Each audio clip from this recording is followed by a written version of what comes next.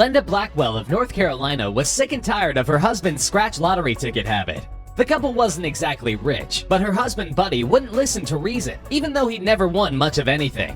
One night as they were arguing in a gas station, Glenda decided to teach Buddy a lesson by buying a ticket of her own, which she was sure would be a bust, to demonstrate that he was wasting his money. Her scheme did not go exactly as planned. Glenda could hardly believe her eyes when the ticket turned out to be a $1 million winner. Since it's probably safe to say that Buddy couldn't have spent that much on scratch tickets in several lifetimes, it turned out that his habit may not have been such a waste after all. Glenda admitted to having to eat her words, while pointing out that they were actually pretty good words to have to eat, and the couple used the money to pay off their house. No word on whether Buddy has continued playing the lottery.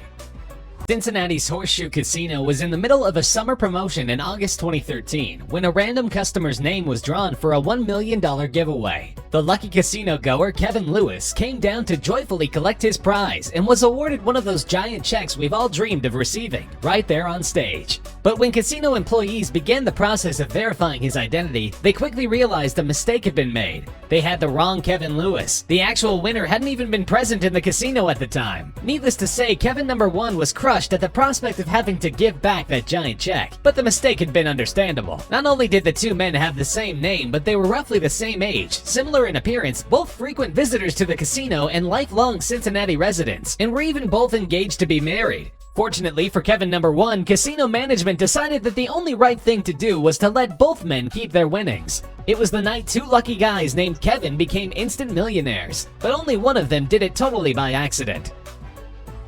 In 1998, the world of Major League Baseball was transfixed as two once-in-a-generation home run sluggers, Mark McGwire of the St. Louis Cardinals and Sammy Sosa of the Chicago Cubs, competed to see how much damage could be done to the single-season home run record, which for 3 decades had stood at 61. While Sosa ended up shattering that record with 66, McGwire ended up victorious, setting a new record of 70 home runs, which still stands today. 26-year-old Philip Mazursky was attending the historic game in which McGwire set the record. While he might have expected to see a little history being made, he may not have expected history to come flying right at him in the form of McGwire's record-setting 70th home run. According to Philip's account, the ball bounced off the hand of somebody who leaped in front of him, ricocheted off a wall, and came to rest under the bleachers, and the ball ended up right in his hand. Auction House Guernsey held an auction the next year during which several historic balls were auctioned off. An anonymous buyer picked up Mazursky's lucky catch for $3 million, the easiest and biggest money ever earned for a day out of the ballpark. While the buyer would not disclose his name or hometown, he did make a statement through a representative. "Tell them I'm a heck of a baseball fan."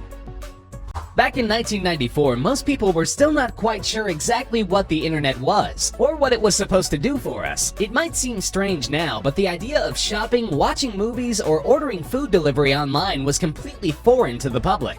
So when 29-year-old Chris Clark picked up the domain name pizza.com for $20, it probably seemed more like a gamble than an incredibly smart investment. Nevertheless, Chris paid the annual fees and retained ownership of the domain for 14 years. By 2008, smartphones had hit the market. The internet had become an irreplaceable part of our daily lives, and Chris decided to see what his purchase might be worth. He put the domain up for auction with a starting bid of $100, and by the time the auction closed, he was a multi-millionaire. The domain was bought for an astonishing $2.6 million, one of the largest sums ever paid for a domain name to an individual.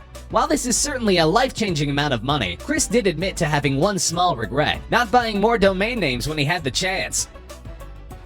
An unidentified man in Adamstown, Pennsylvania got the surprise of his life after buying a simple painting of a country scene found at a garage sale. Removing the painting from its damaged frame, he found what appeared to be a copy of the Declaration of Independence in fantastic condition, hidden behind the canvas of his $4 purchase. The man showed the document to experts at the famed Sotheby's auction house, who not only verified its authenticity but were able to determine some interesting details. It was printed on July 4, 1776 by John Dunlap and is one of the original copies intended to go out to each colony. It's one of only 24 known to exist, and one of only 3 that are held in private collections.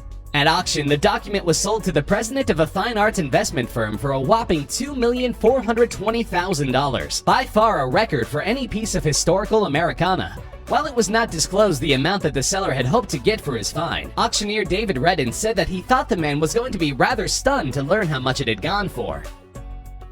In January 2015, Revere, Massachusetts man Richard Knoll was running late for lunch with friends. He knew they would be splitting the bill and wanted to pay in cash, but all he had was a $100 bill, so he ducked into a nearby convenience store to make change, but he had to make a purchase. Since he was on his way to lunch, he had no need for a snack, and instead decided on a couple of scratch lottery tickets. It turned out to be the best off-the-cuff decision of his life. One of the tickets was a $10 million jackpot winner, enough for Richard to buy a nice house, make some investments, and pick up lunch for all of his friends every day for roughly 100 years. Not only was his life changed forever by his refusal to use a debit card, it also turned out pretty well for the convenience store clerk, who received a $50,000 bonus just for selling the winning ticket.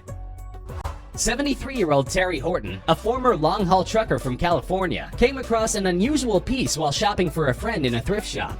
The dinner table-sized painting was an abstract piece with an explosion of colors and was on sale for only $5. Unfortunately, it was too big to fit into her friend's trailer, so Terry took it home. Sometime later, the painting ended up in Terry's yard sale. A passing high school art teacher noted the resemblance to a work of Jackson Pollock, the famous abstract painter whose original works can sell for millions. Terry decided to check it out, and in doing so, ignited a fierce debate in the art world. She spent years attempting to get the painting authenticated, and for a long time it appeared she would be unsuccessful. Many experts who examined the piece felt that it did not have the soul of a Pollock, plus it was unsigned and had been discovered lying around in a thrift shop. However, a forensic expert was able to match a fingerprint on Terry's painting with those on 2 authenticated works by the artist, as well as a can of paint from his studio. It appeared that Terry's find was genuine after all, and even though she received an offer of $9 million from a Saudi Arabian buyer, she turned it down. She says she will not budge from her asking price of $50 million, and many experts believe she'll eventually get it.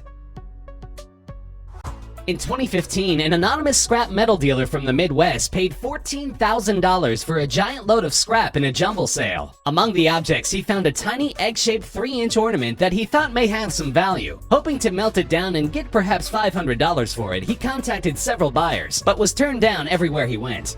In frustration, he typed the word egg and the name engraved on it, Vacheron Constantine, into Google and discovered that his life was about to change forever.